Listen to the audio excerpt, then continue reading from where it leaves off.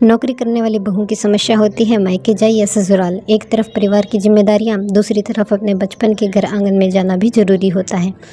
लेकिन कैसे उन्हें अपने मन को दबाना पड़ता है, इस कहानी में यही बताया गया है। कहानी अच्छी लगे तो वीडियो को एक लाइक और मेरे चैनल को सब्सक्राइब जरूर कीजिएगा। चलिए आज की कहानी शुरू करते हैं। केतकी, क्या सोच रही हो? विनय बोला। कुछ नहीं, बस यही कि गर्मी की छुट्टियां होने वाली हैं तो इस बार पहले मम्मी के पास रुक जाती हूँ, फिर 10-15 दिन बाद घर चली जाऊंगी। केतकी बोली। हाँ ठीक है, ऐसा कर लेना। खाना तो मैं तुम्हारे मायके आकर ही खा लूँगा। विनय बोला। ठीक है, मैं मम्मी से कह देती हूँ, आप भी मम्मी जी को बता देना, केतकी ने कहा। इतने में विनय की माँ का फ़ोन आ जाता है। हेलो, हाँ माँ, नमस्ते, कैसी हो? बेटा मैं तो ठीक हूँ। केतकी की छुट्टियाँ होने वाली हैं, तेरी मौसी को पहले ही न्योता दे दिया है तो वह आ जाएगी, इसलिए केतकी को कहना छुट्टी होती अगले ही दिन आ जाएगी। बाद में तेरी बहन पूजा का आने का भी हो जाएगा। विनय की माँ बोली। लेकिन मम्मी, केतकी इस बार पहले मायके जाएगी। विनय बोला। बेटा बुरा मत मानना, केतकी मायके में ही तो रह रही है, रोज़ तो अपनी माँ से मिलती है, फिर मिलना मिलाना बचा क्या है। मेरा भी मन होता है पोती के साथ खेलने का, एक छुट्टियाँ ही तो होती है जिसमें मैं अपना मन बहला लेती हूँ। ऐसा है, केतकी से कह दो कि उसकी मौसी सास आने वाली है। नौकरी करने का ये मतलब नहीं कि आप अपने घर की जिम्मेदारियां नहीं संभालो, कहकर विनय की माँ ने फ़ोन रख दिया।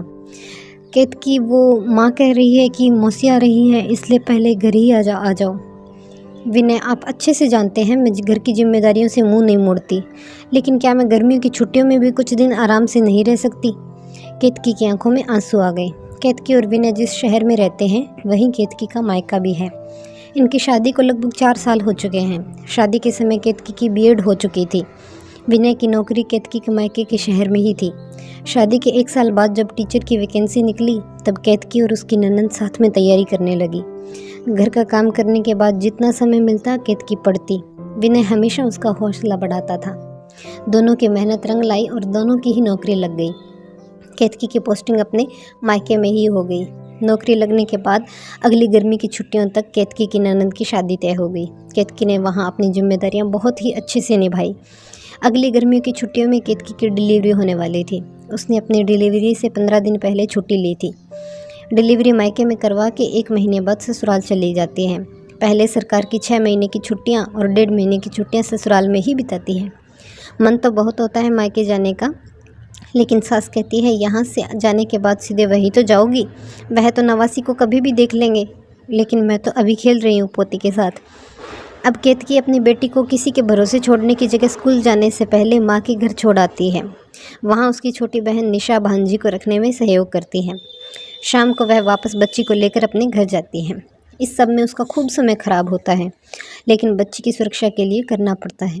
मायका नज़दीक होते हुए भी 2 घड़ी सुस्ताने के लिए वहाँ नहीं जा पाती। कोई लंबी छुट्टी हो तो ससुराल चली जाती है।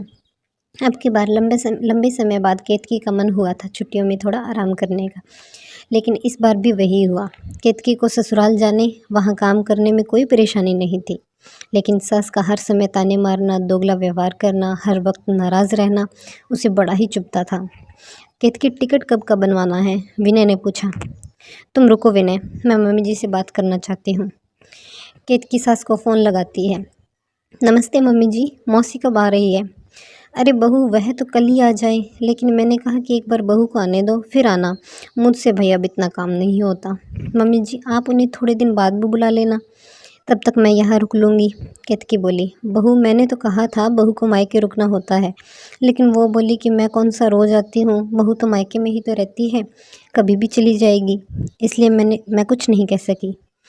तो मम्मी जी अभी दीदी को बुला लीजिए, मैं बाद में रुक जाऊंगी, केतकी ने कहा। अब बहू, वो तो ससुराल में जाएगी, तुम्हारी तरह थोड़े ना उसके मज़े हैं, उसको तो जब समय मिलेगा तभी आ पाएगी, केतकी की सास बोली। ठीक है मम्मी जी, कहकर केतकी ने फ़ोन रख दिया। अब केतकी ने ननंद को फ़ोन मिलाया। दीदी, आप घर कब आ रहे हो? भाभी, मैंने तो 10 दिन घूमने का प्लान बनाया है, फिर मेरी ननंद के घर प्रोग्राम में जाएंगे, उसके बाद सीधे घर ही आ जाऊंगी। ननंद बोली। ठीक है दीदी, एंजॉय कीजिए।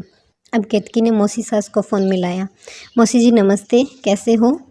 अरे बहू, मैं तो ठीक हूँ, तेरी सास बड़े दिनों से याद कर रही थी, मैंने तो कहा था कि तुम ही यहाँ आ जाओ, लेकिन वो ज़िद करने लगी, तो मैंने सोचा पोती का भी मुंह देख लूँगी और तुमसे भी मिल लूँगी। मौसी बोली। ठीक है मौसी जी, हम बाद में मिलेंगे, कहकर केतकी ने फ़ोन रख दिया। अब केतकी फिर से सास को फ़ोन मिलाती है। मम्मी जी, दीदी तो घूमने जा रही है, आपने तो कहा ससुराल जाएगी, और मौसी जी कह रही है कि आप बुलाने की ज़िद कर रहे हो। तो बहू क्या फ़र्क पड़ता है, ये तुम्हारा घर है, तुम्हें भी तो मन से आना चाहिए। सास बोली, मम्मी जी कम से कम अपने बेटे को तो सच बता दिया होता। मैं अपनी जिम्मेदारियां हमेशा निभाती हूँ। मैं यहाँ रह रही हूँ इसका मतलब ये नहीं कि मैं मायके में रहती हूँ। वहाँ मुझे बेटी के लिए जाना पड़ता है, भाग दौड़ करके मैं उल्टा परेशान ही होती हूँ। अगर आपको लगता है कि मैं मायके में रह रही हूँ तो आप मेरे पास आ जाओ, मुझे भी रोज़ की इतनी दूर नहीं भागना पड़ेगा। बेटी को छोड़ के आने और लाने में बड़ी परेशानी होती है। आप भी पोती के साथ खेल लेना, मुझे भी आराम मिल जाएगा। ठीक है बहू, मैं कह दूँगी, थोड़ा रुक कर आ जाएगी वो। कोई दरवाजे पे है, मैं बाद में फ़ोन करती हूँ, कहकर केतकी की सास ने फ़ोन काट दिया। केतकी मन ही मन बड़ा खुश होती है। सिर्फ थोड़ी सी हिम्मत चाहिए अपनी बात रखने के लिए। आपकी इस बारे में क्या राय है, कमेंट करके ज़रूर बताइएगा, और हमारे चैनल को सब्सक्राइब कीजिएगा ऐसी ही अच्छी अच्छी कहानियों के लिए। धन्यवाद। आपकी इस बारे में क्या राय है, और क्या आपने भी इस तरह के अनुभव लिए हैं, कमेंट करके ज़रूर बताइएगा, और हमारे चैनल को सब्सक्राइब करें ऐसी ही अच्छी अच्छी कहानियों के लिए। धन्यवाद।